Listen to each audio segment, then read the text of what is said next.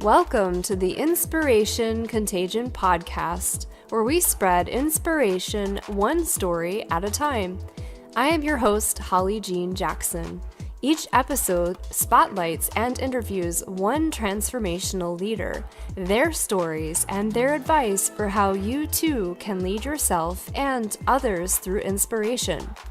If you are a visionary seeking to uplevel your leadership skills, then this is the podcast for you.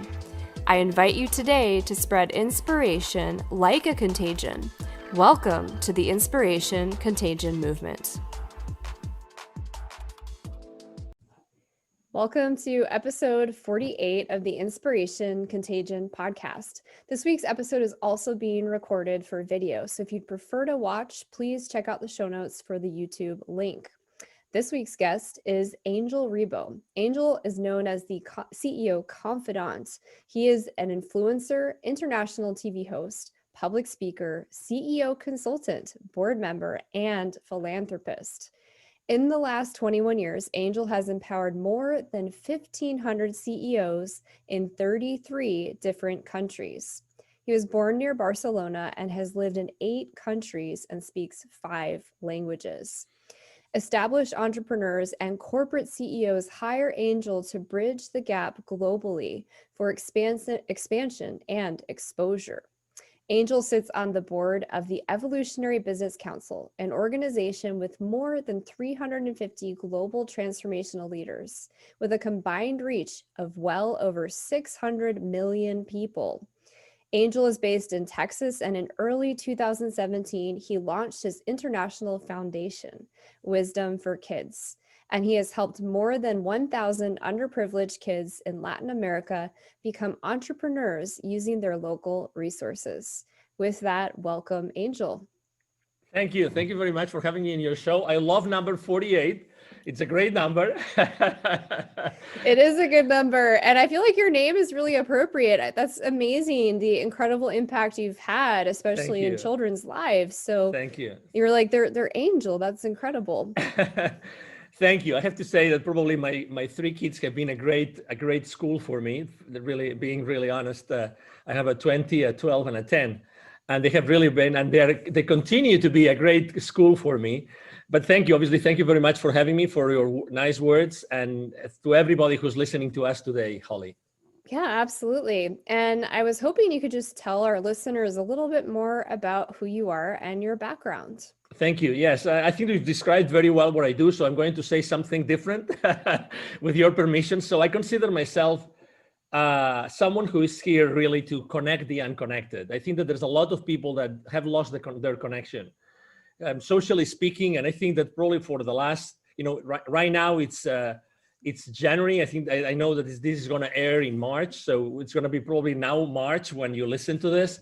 But it's been over a year already that a lot of people really think that believe that they have lost the connection. They have lost the connection to friends, to themselves, to some relatives, to a lot of different people. So I consider myself a connector of the unconnected. That's why exposure has been always for me very important, not for the sake of, a lot of people know who I am. No, just because of what I do. And I think that your exposure is only as good as what you do with it. I always, thrive, and obviously this is a great place to be, Holly, thank you, to increase my exposure. But, as far as I'm able to use that exposure to connect the unconnected. So that's why, someone who had worked for so many large corporations, who helping them to accelerate the growth of their businesses, reaching out to all this, the top layer of those companies, and being able to connect them, my experience and my entrepreneurship, humbly, my entrepreneurship skills to help the most underprivileged. That's been a blessing. And why Latin America? Because I lived in Latin America for 10 years and I worked there for almost 15 years. And we're talking about just there, like 81 million kids that were in poverty there in 2012. So that's basically me. I think that connecting the unconnected is a very nice way I like to explain, to explain what I do in this world.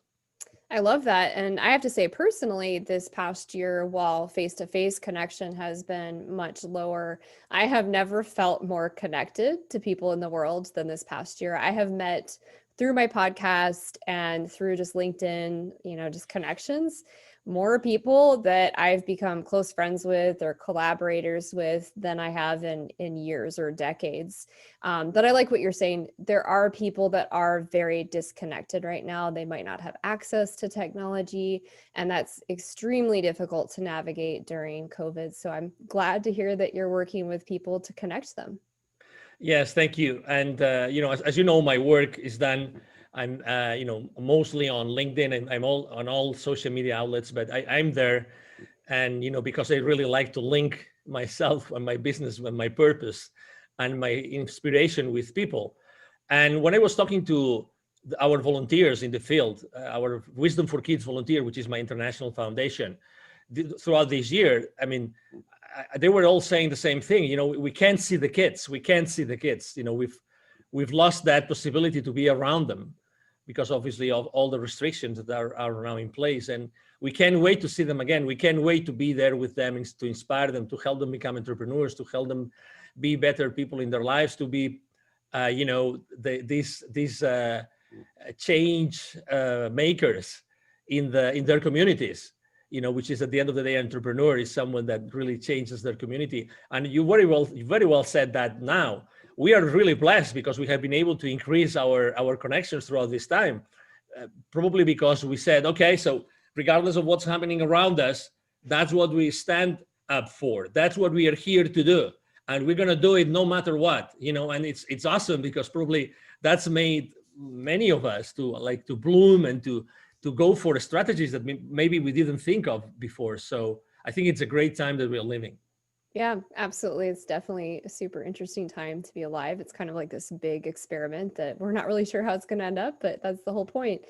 So, Angel, I always like to ask everyone who comes on the show, what makes you such an inspirational leader? Or in other words, what's your secret sauce?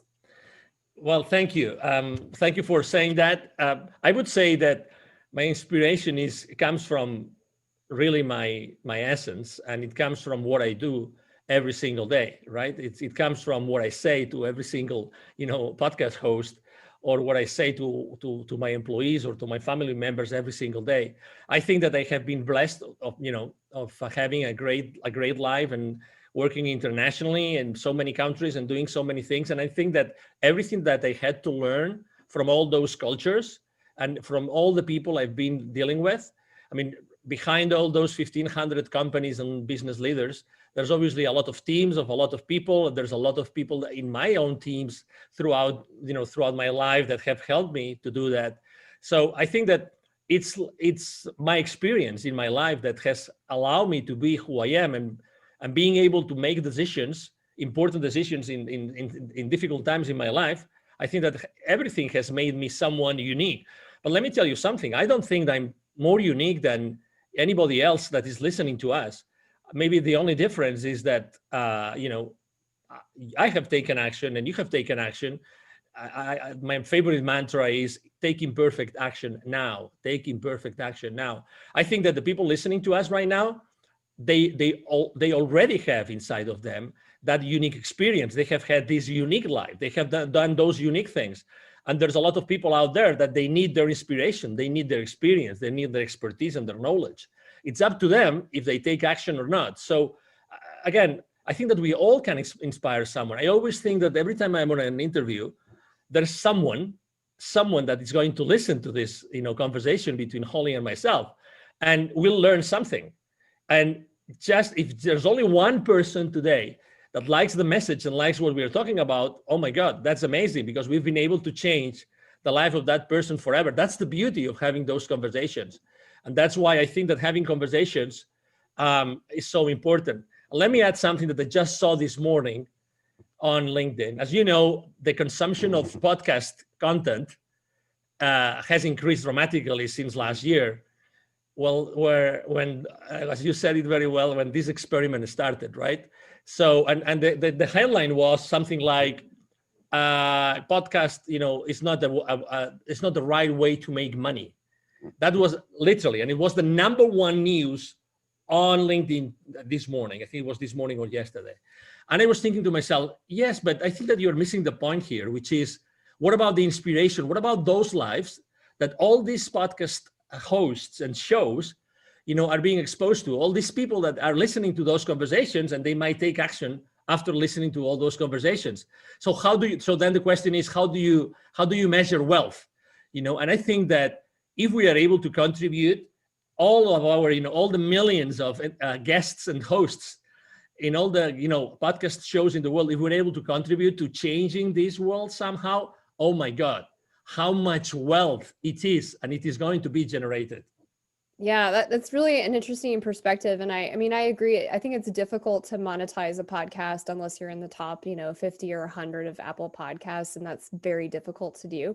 But I think podcasts are really powerful for movements and for helping people take action. So like you were saying earlier, there's the inspiration, and then the only difference between success or hitting that inspirational idea is the people that take action and the people that don't. So there's the inspiration coupled with the motivation, which is the movement and taking action towards accomplishing that goal. And so I think what podcasts do, especially ones with leadership and tangible things that people can do and stories that people can relate to, help us build that movement and help those people start to take action because they can see themselves in that story.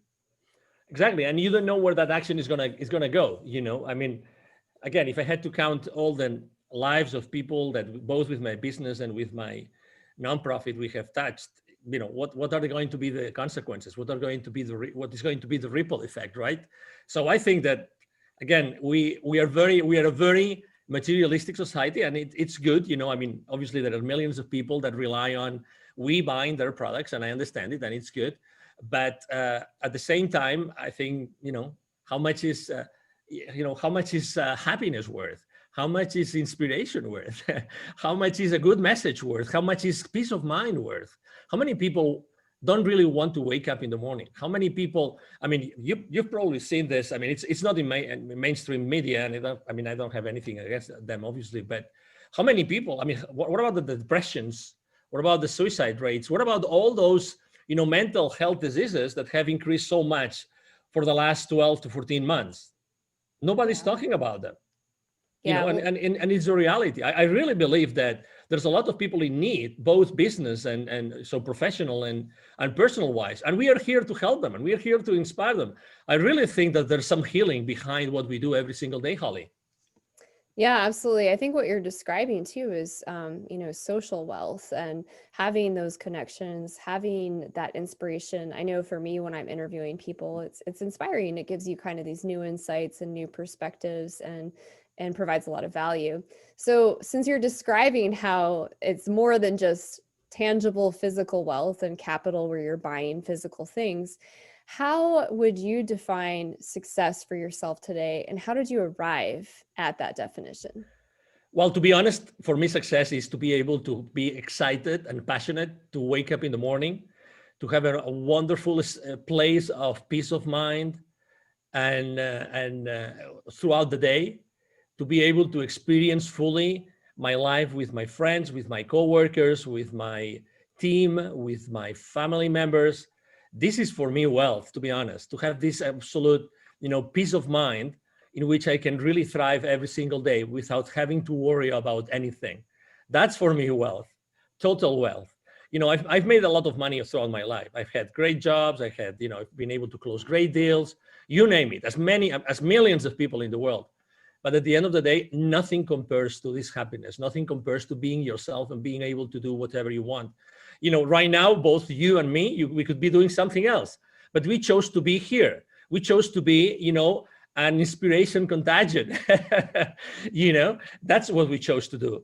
And we do it really, because we really believe in the mission that we have behind us. And that's more important. So I'm able to do this because, I really believe I'm wealthy because I'm able to do this. I'm able to set up this appointment with you and have this conversation with you. And really being able to choose every single moment in my life to choose what I'm going to do with it, what I'm going to do with my time. That's real wealth for me.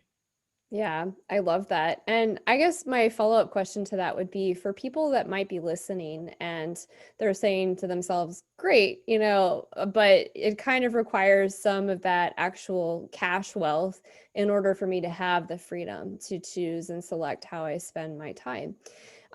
So I would share with them first, and then I'll have you respond. I find that it's really important when we don't have that external validation of, income. We haven't hit the, goal that we're trying to achieve. We haven't hit the next level in corporate America, whatever that next goal is. It's so important that we choose in the moment to be happy. We can choose to have a good perspective and enjoy the journey. But I also want to hear what you would say to people that are still struggling financially, and so they don't have as much freedom to make those choices.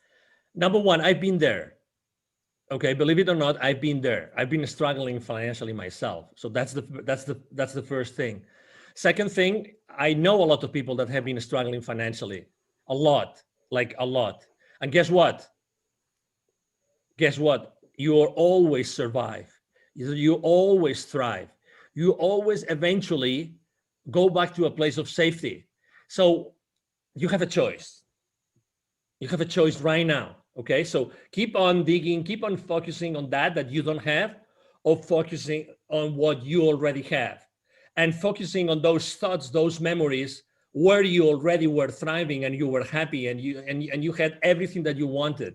You know, get really stuck on those thoughts as opposed to what you're feeling that could happen, what you are, fearing or fearful of what might happen in the future, right? So the reality is that, there's something in this dimension that we live, whatever you want to call it, okay, that has our back. It's a reality, regardless of what we're going through right now. We will eventually thrive, we will eventually succeed, we will eventually be in the right place. So instead of thinking that the worst is going to happen and you're going to lose your house and you will have to move out and you will lose your vehicles and you name it, why don't you think that everything is going to be all right? And everything is going to be all right because you've already been in many, many, many different instances in your life in which you're going to be all right. So, I myself believe that at some point, I mean, I don't believe that when we die, everything is done and terminated and there's nothing after that. I don't believe that. I personally think that, we decided at some point of our existence to come back here. It was our choice. It was my choice to decide to come here. And you know what? I chose to come because there was something that I was going to leave, that it was going to be maybe not something that I really liked, but I was going to be able to thrive and to go through it. It doesn't matter. So I heard someone said one time that you are only the things that are thrown at you are only thrown at you because you are able to cope with them. Because you are able to cope with them. Obviously, we always have free will to accept them or not, right? But we always can cope with them. So it's just, it's just an exercise. It's just an experiment how we deal with them. But we have this choice. So my advice, if I may, to you would be, embrace that choice, embrace that challenge, and try focus your energy completely of going out of that place where you are now. And you will, because you have always succeeded in doing it. Really, I mean, I know it's difficult. I know there's a lot of fear out there. There's a lot of uncertainty. Regardless, you will make it happen. You will succeed. You will really, really, really go to the other side of the tunnel that you might think that you are in right now. Yeah, I love that. And I have a lot of clients this past year and from 2020 that had so many challenges personally, professionally, spiritually, mentally, like you name it. And I'm sure you have the same experience, Angel. And I just keep reminding them, like, okay, well, what are you learning right now during these challenges? And okay, cool. So from that lesson, how can you apply that to helping your customers? Because they're probably going through the same thing. And that's where the light bulb starts going off is, oh, well, wait a second, this isn't happening to me. It's probably happening for me, which is really difficult when you're in the middle of a challenge or an obstacle to see the silver lining or the lesson behind it. But it is really an important shift in perspective. And I also like the reminder of not focusing on the fear and not going down the should have, could have, what if train, and instead focusing on what you're grateful for today. Those are really, really great pointers. Yes. And, obviously what's happening right now in the world is global, right? It's 7.5 billion people going through the same thing, right? At certain different levels of restrictions, different levels of, lifestyles. I mean, but it's happening globally. So you are one of the heroes, literally, you're one of the heroes that have been given the chance to live this. And some people might say right now, oh my God, Angel is crazy. It's crazy. We are heroes and we're living this, and this virus and these vaccines and these restrictions and so many business owners shutting down their businesses and everything. Well, believe it or not, we are being given this. What do we do? You said it very well. It's happening for us. So this is an opportunity for us to think differently about how to deal with our lives, with our professional careers, and with our clients, and with everybody around us. Really, this is a blessing. This is a blessing. It doesn't look like it's a blessing because, again, I think that, and we haven't mentioned this today, but I think that we have to recover our power and our energy. Don't pay so much attention to what's going on around you. Don't go really, because if you want to be X number of hours in front of your TV set and listening to news or reading to news on social media, it's up to you. You can do it, but don't allow that to take the power, your personal power, away from you. It's you. Nobody should be taking that power away. And that power you can use for whatever you want in your life. You can still create wonderful things. You can still, try to focus on, those videos, those pictures, those photos from those trips, all those things that really inspire you and take you to this very nice place, mentally and intellectually. Do that instead. But again, recover your own power. Recover your own power. Don't allow anybody, nor any institution, nobody, to take that power away from you. It's extremely important. And it's still, of course, and that's one of the mistakes I made when I started my entrepreneurial career, is ask for help. Ask for help. If you think that someone can help you because you are struggling, hey, there's nothing that's going to recover. It's going to give you back your time, the time lost. Have someone help you. Have someone help you in that journey. Someone from the outside that might be able to help you, to give you some clues, so you go back to a place where you feel much comfortable and you feel that you are thriving back again. Ask for help. We all have money. We are fearful of losing all of our money. Of course, we've been for years saving it. I'm there with you, but still, time doesn't come back. So use your time wisely and use your resources wisely to go back on track, and use your time, wisely. Yeah, that's a good point. And I think a lot of people think that they're failures when they ask for support or they ask for help. And I know even a lot of business owners that have struggled from this past year, from the pandemic and from all of the shutdowns and the economic impacts. And there's so much shame when they come to you to ask for help. And so I also just want to remind people, if you're listening and you are in need of support or help, there is no shame in that. I mean, obviously you want to ask the right people. You want to find somebody you trust, somebody who is doing well in the area that you need help in, whether that's a mentor, a coach, a class, whatever that is.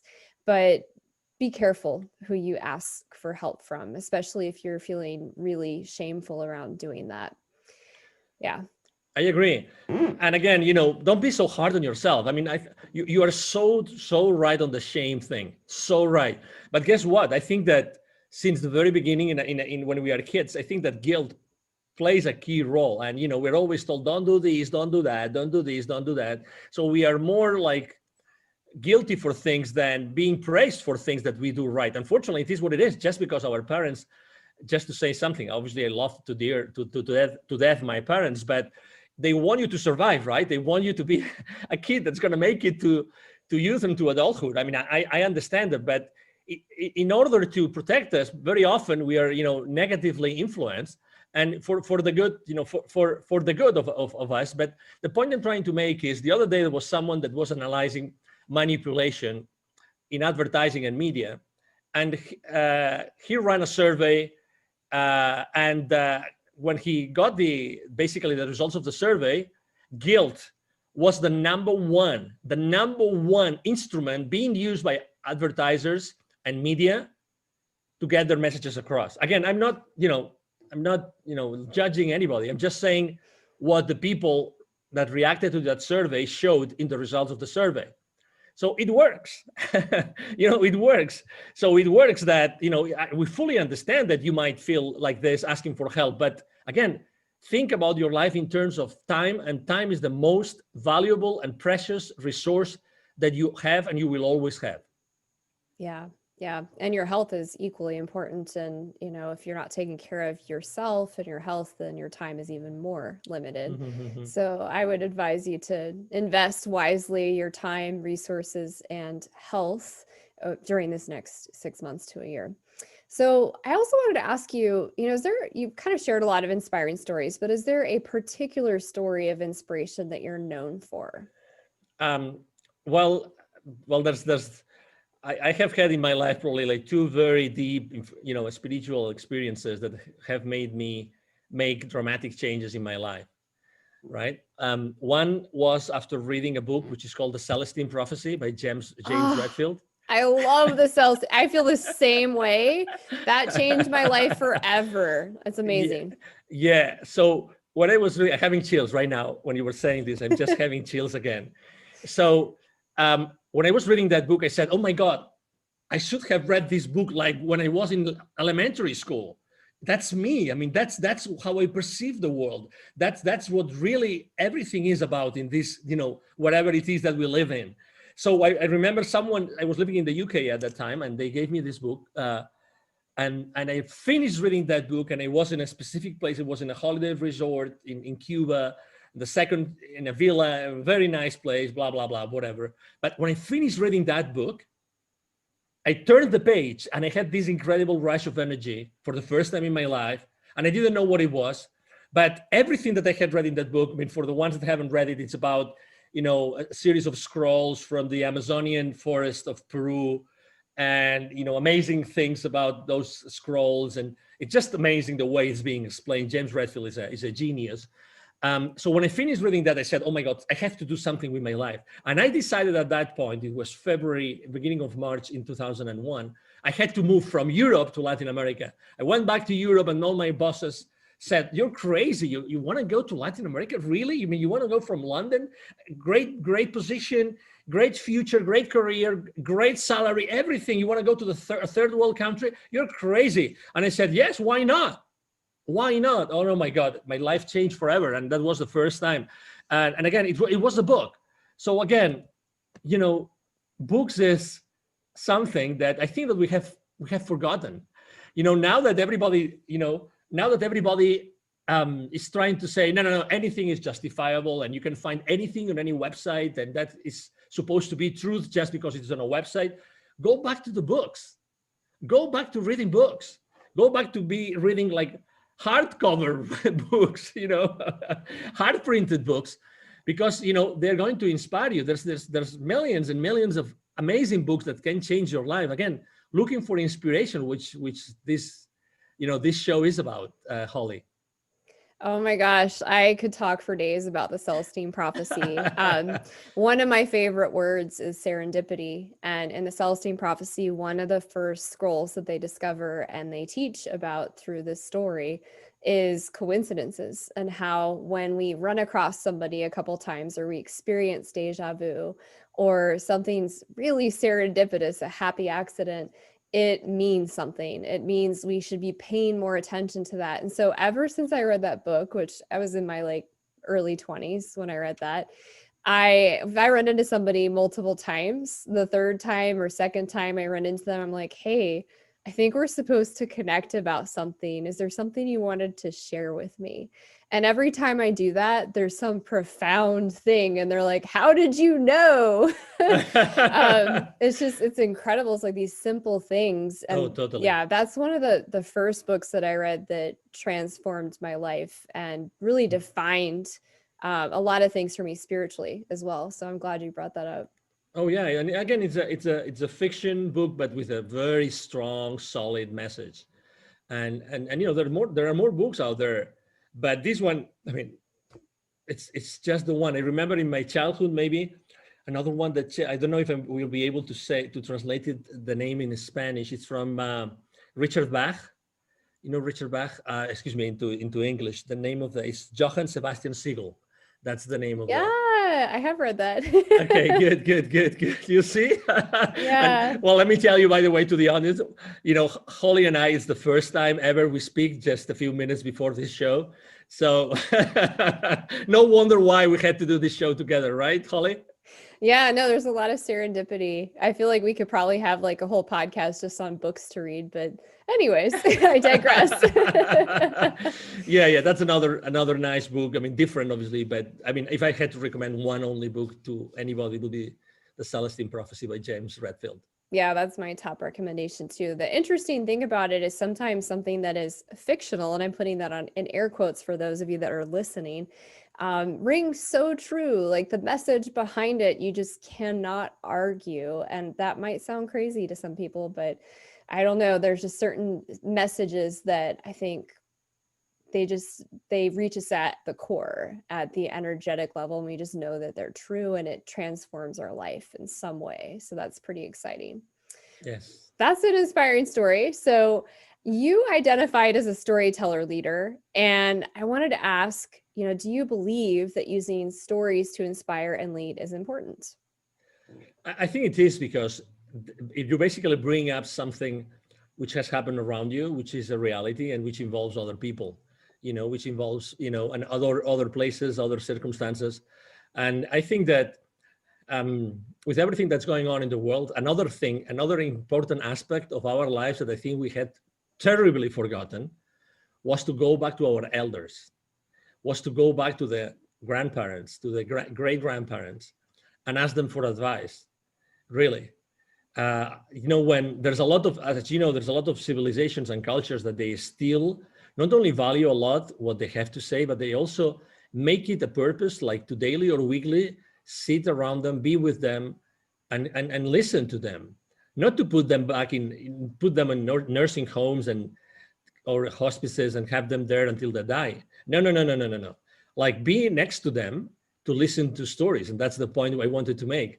I remember in Spain, my family is originally from a place called north of Spain, close to the French border. And I remember when I was going to visit my grandparent, we're originally from a place in the country in the north of Spain, and he would always tell me stories. And I remember the story of his father going to a Benedictine monastery to learn. So he would literally walk and try to, by any means of transportation in the 1800s, go from this countryside area in the north of Spain to this Benedictine monastery just to learn certain things. Then he would tell me also the stories about, this other member of the family that actually in the 1890 something, he actually went from Spain to Cuba to try to rescue Cuba from the attack of the Americans. So this war between Spain and the US in the last part of the 19th century. So all those things, how can you not? I mean, I'm still remembering them. I remember them, and I think my grandfather died in 1980 something, 85 or 86. So I still remember those stories. And those stories are stories that doing something unconventional, doing something like I just wanted to do it because I thought that that would give me an additional knowledge, an additional edge, an additional wisdom that I needed in my life. Instead of being there comfortable in that area, they decided to go to these two different places in the world to achieve different goals. So the stories are powerful. Stories are powerful because you don't know what the story is going to end up. I have a great friend who has an incredible business. What she does is actually she gives different people the first statement, the first few words, and she's asking them to write a whole chapter with that initial sentence. So she just gives these people the initial sentence, and they have to finish the sentence, making up a story. They can talk about anything in 2,000 words, just with the first few words. everybody explains a completely different story. Everybody. And then what she does, she's already working on this. She's already working on his first book. She publishes the book.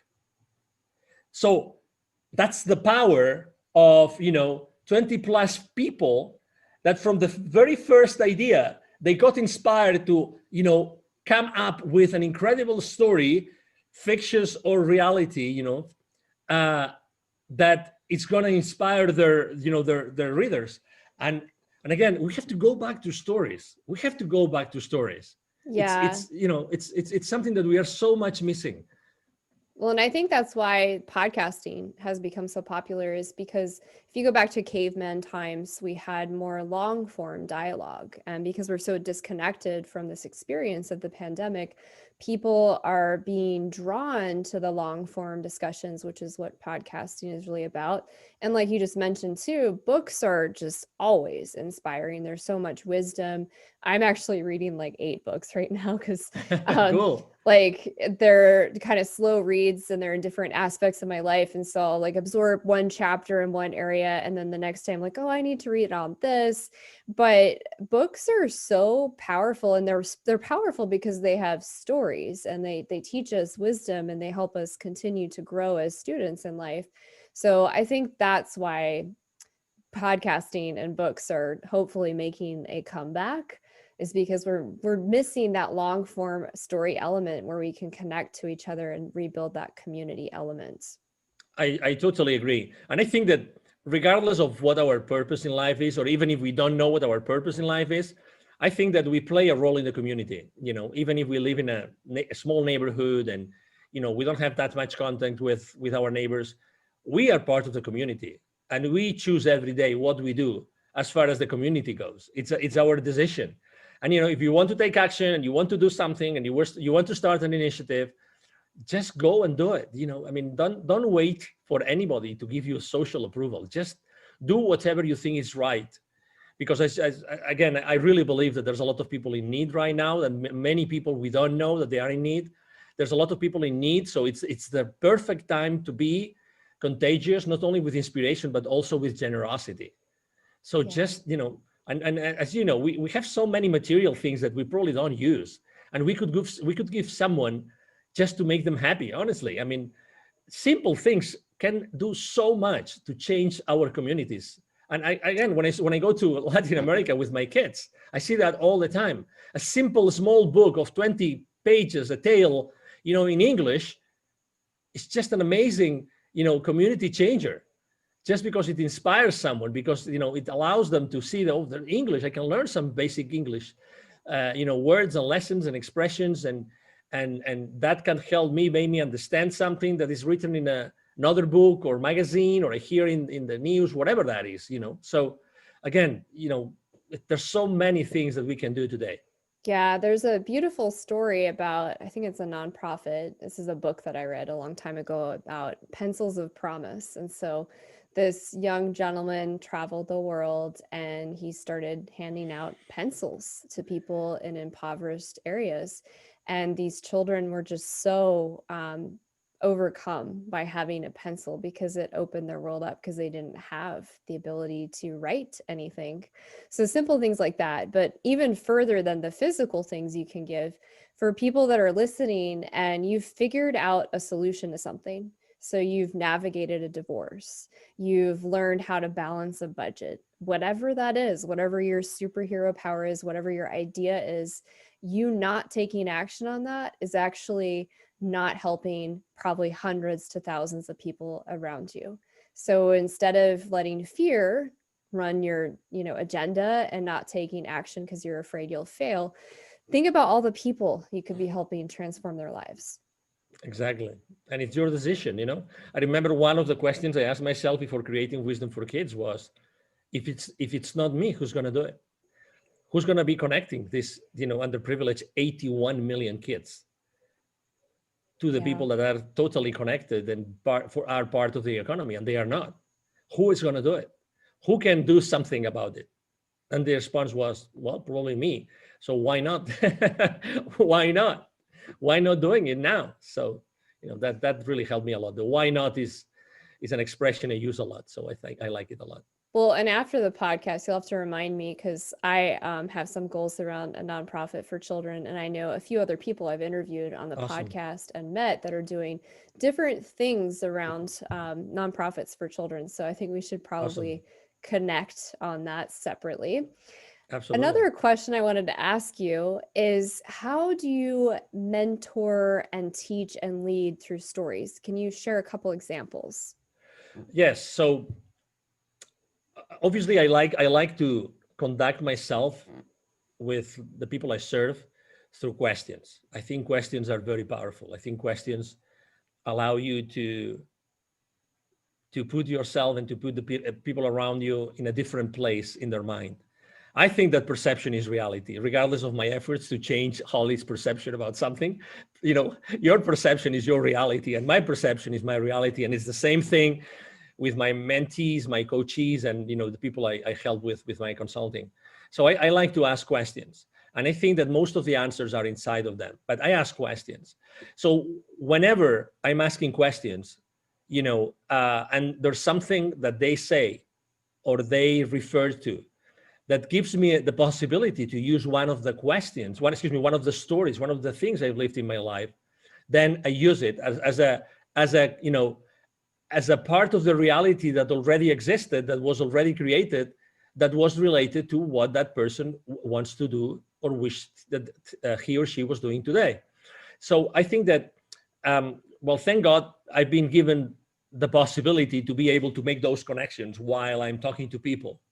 It's like when we are having this conversation, there's many different styles of podcast hosts, right?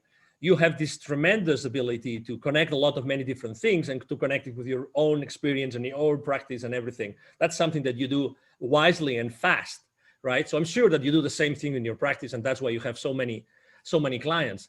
So I think that this is an ability that not everybody has, but we have to consistently ask questions so we actually go inside that person and we really get to know that person genuinely in order to be able to help them. And it's not always, we don't always succeed. I'm sure that you have also, failures. You have failed with some clients. I have miserably failed with some clients as well. But, that was a very important learning lesson for me. And what did I do? I learned from that lesson and I made sure that wouldn't happen again, obviously.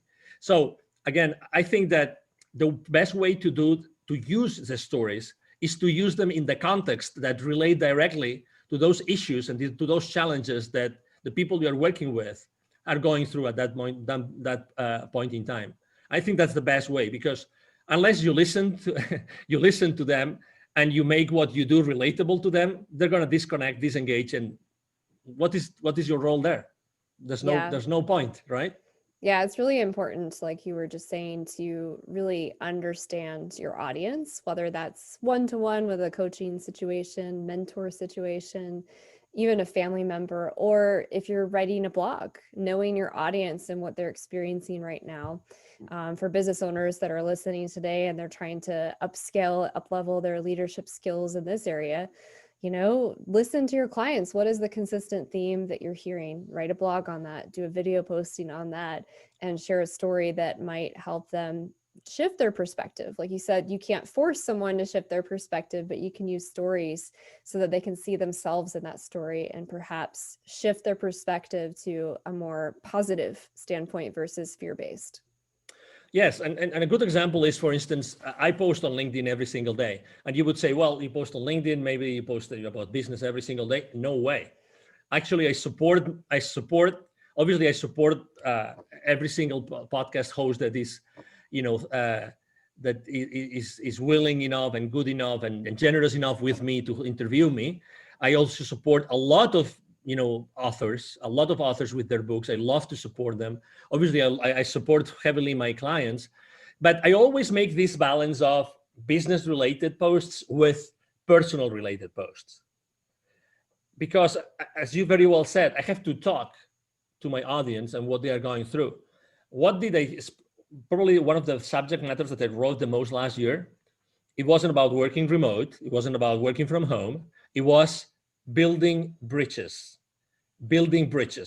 In 2020, it was building bridges, and the second most frequent subject matter on my post was give me a break. Give me a break. Those were the two most important things. Are they related to business? Well, obviously, who didn't want a break last year? You tell me. Who didn't want a break? I think I posted in a couple of months, I posted 5 times about giving me a break from different perspectives. Who doesn't need a break? Who hasn't thought at some point, I would love to wake up in the morning tomorrow and the news are totally different. They're totally changed. Something happened in the world, in the split of a second, in the snap of a finger, something happened that, everything is going back to normal, right? So that's why I think that it's very important, to your point, to listen to your audience, to be very specific about your audience, and to talk to them consistently. Well, and I love that you're also recognizing, because you're in the business space, how important it is to talk to your audience about the personal side, because how we do one thing is how we do everything. And so business owners are people. And guess what? This past year, they had a lot of personal challenges. So I love that you were talking to them about give me a break, because yes, let's be real. I would love if anybody's listening to this that did not need a break in 2021 and 2020, please send me an email, because I'd love to hear your story, because that's just hard for me to fathom at this point. I found myself last year needing a lot of breaks, and it wasn't that I wasn't doing a lot. In fact, I felt like I was doing more to be of service to people that needed things, and they were free. And then also to pivot so much in my business because of everything that happened economically. And that's exhausting. So it's really, really important, if you're listening and you're feeling burnt out, take a break. Take an hour vacation, a 1-day vacation, a weekend where you unplug and stop obsessing about what's wrong in your business, what's not going right, and just be with your family and be grateful. I guarantee when you come back, you're going to have new ideas and probably a lot more energy to tackle the problem. Yes, we all need a break. The ones that haven't had a break yet, we all need a break. Take a break. The world will carry on without you. So, again, don't worry about the future and again, going back to the beginning of the conversation, right? So you choose what you do with your mind and where you focus your energy. You choose to do that. And I hope that, you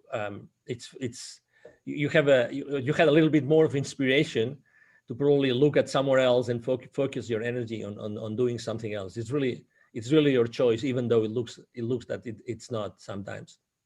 Yeah. And to really bring that home for people, I'm curious, is there an example from this past year working with a client, you don't have to share names or specifics, of how you mentored them through almost getting to a breakdown and taking a break?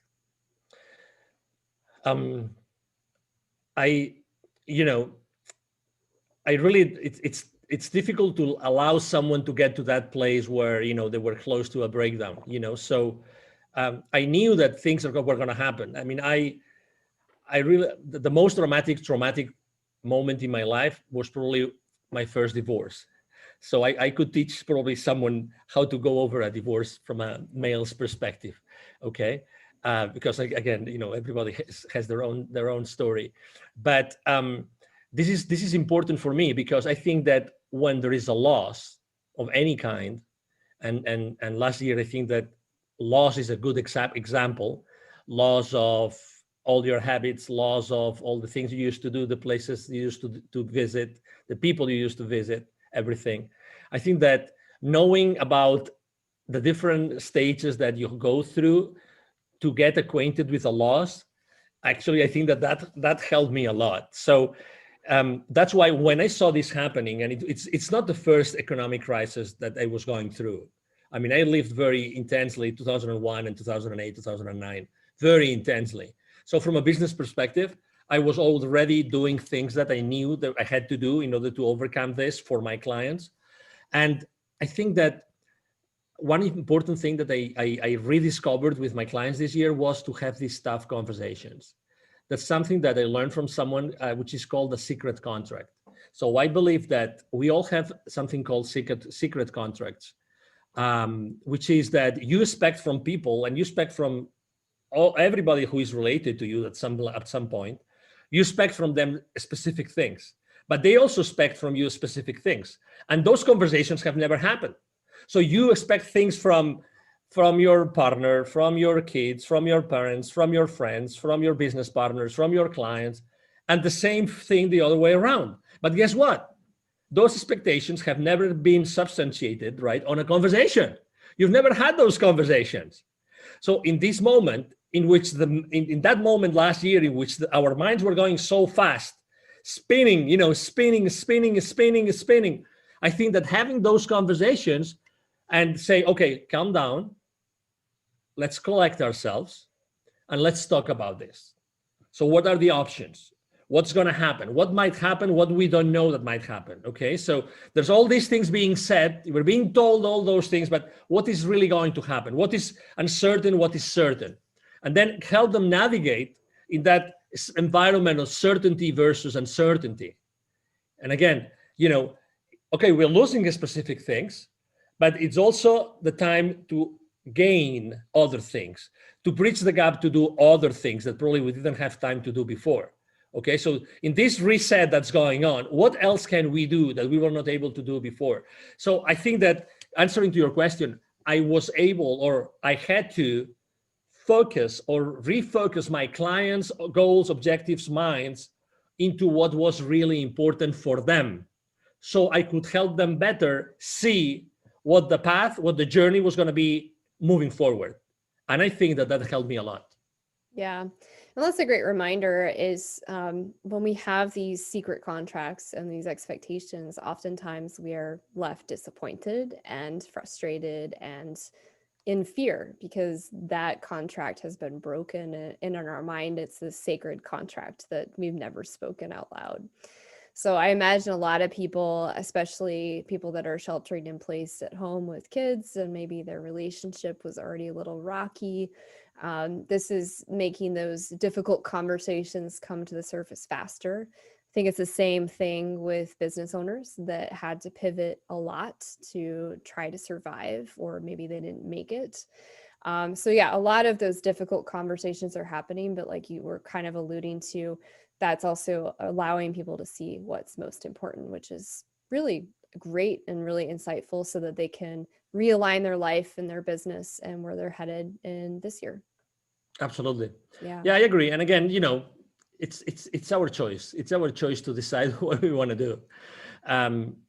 We have, honestly, I think that we have an incredible, ahead of us, an incredible time to do incredible things, to pivot, as you said, to reinvent ourselves, to decide what we want to do with our lives.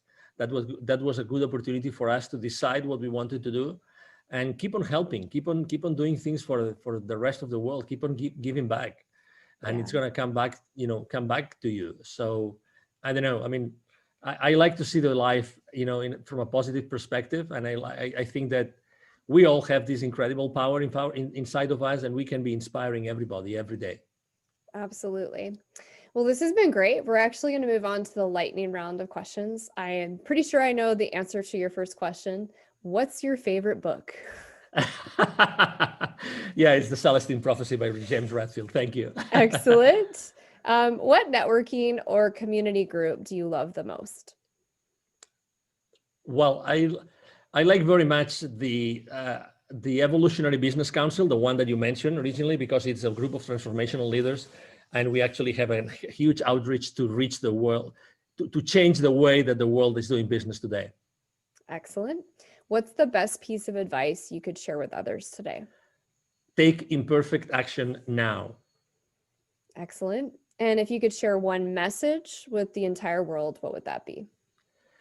You are an incredible human being, and with an unstoppable, capacity to change the world. Just you inside of you right now. So just please be aware of this and take action, whatever it is. Take an action, even if it's a small, to start, living the rest of your life today. Love that. And what's the legacy you wish to leave behind? Well, a series of examples of, how can we live this world? How can we actually take action in this world every single day and use that energy that we were given when we were born to do good things? As if I'm able to live, good examples of good people that are doing good in their businesses and in their lives, in the millions, I think that will be a very nice legacy. I love that. All right, so Angel, this has been great. Angel's been really generous. He's offering a free gift to our listeners. He has a free 15-minute business consultation. To get that, just go to his LinkedIn page, and that will be in the show notes, the link for that. And you can use the calendar link there to book some time with him. Absolutely. And I don't know about you, but he's pretty inspiring. He's got some pretty good information, so you should check that out. I will also have a link to his website and other social media handles as well in the show notes. Anything else you'd like to add, Angel? No, just thank you very much for allowing me to be here. Thank you to everybody listening to us today. And if I may just share the email address with everybody. You said very well that I am on LinkedIn, very active on LinkedIn every single day. If you want to reach out to me directly, just send me an email. It's very easy. It's angel@angelribo.com. Ribo is my last name, spelled like R-I-B as in boy O. Again, angel@angelribo.com. And I will be very, very glad to respond to your email. I respond, either my team or myself, we will respond to your email. And again, thank you for the opportunity to serve you today. Excellent. Thank you so much, Angel. This has been a wonderful interview. You bet. Thank you. Thank you.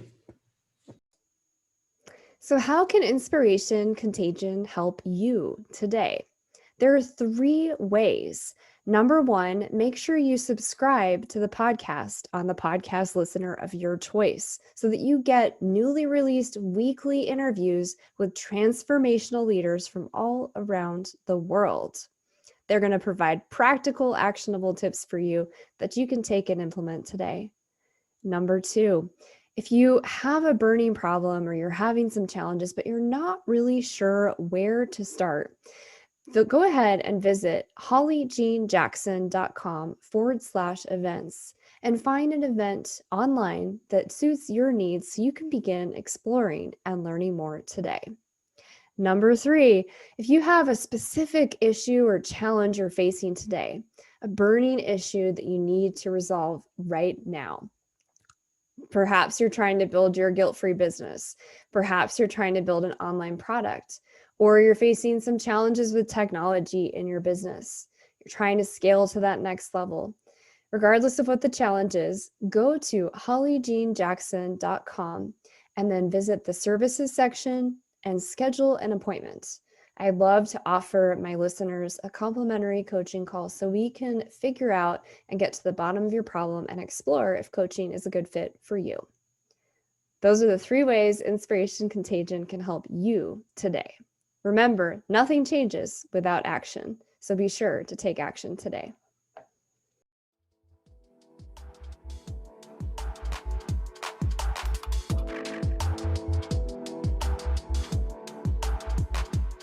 Thank you for joining the show today. I hope you were inspired. More importantly, I hope you take action. What is one thing you can do in this moment that will inspire someone? Without action, nothing changes. Be the change you wish to see in the world. If this show truly inspired you, we ask that you share it through your network. Help us spread the light and inspiration in the world. I look forward to seeing you here next week.